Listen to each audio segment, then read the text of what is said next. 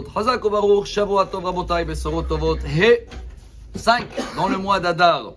C'est vrai qu'on doit commencer à avoir de la joie. C'est même marqué dans la même Gemara qu'on a citée, Ta'anit page 29, que comme dans le mois d'Av, on doit diminuer dans la joie. On a des règles là-bas. On ne mange pas de la viande et on ne va pas écouter la musique. Par contre, ils ne nous ont pas donné des règles comment rajouter dans la joie. Pourquoi ils nous ont appris comment diminuer et non pas comment rajouter dans la joie? Peut-être la réponse se trouve dans la paracha de cette semaine.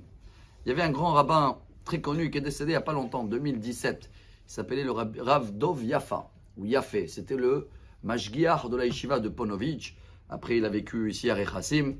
Et il était très très connu dans tout ce qui est des domaines de Ben Adam Lahavero surtout. À tel point qu'une fois, il y avait un enfant de 9 ans qui était le voir. Il a dit, monsieur le rabbin, je n'ai pas des copains, vous avez un conseil?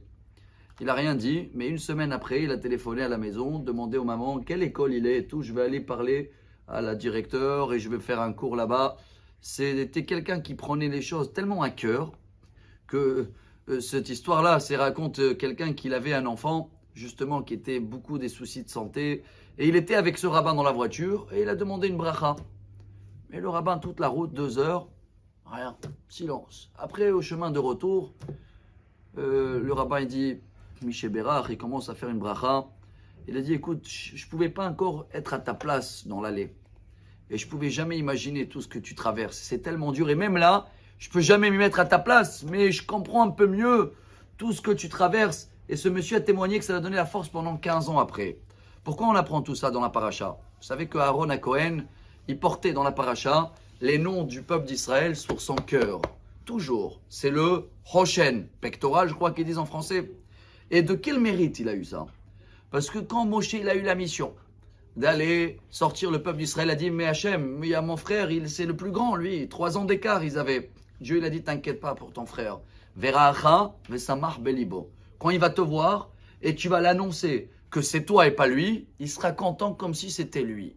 Alors Aaron à Cohen, il avait cette qualité que voilà le secret de la joie. Si on arrive, chers amis, à s'associer avec les gens, non pas seulement dans les moments durs ou tristes, ça c'est plus facile, dans les moments de joie. Quand ton voisin il annonce qu'il a gagné le loto, sois joyeux comme si c'était toi, chers amis. Tant qu'on n'est pas joyeux un peu, on a toujours ces problèmes de jalousie, des envies, de cherche de kavod. Mais quand on le fait pour les autres, c'est waouh, ça remplit le cœur avec énormément de joie. Et je termine avec la phrase que je vais essayer de la travailler aujourd'hui et peut-être pendant tout le mois d'Adar. Une phrase chassidique. Il disait comme ça, les gens qui n'ont pas des sentiments quand quelqu'un il traverse des moments durs, malheureusement c'est considéré comme des animaux. Ils ont quoi? Ils n'ont pas d'empathie. Mais quelqu'un qui arrive à être joyeux dans la joie de l'autre, celui-là il est dans un niveau d'un ange.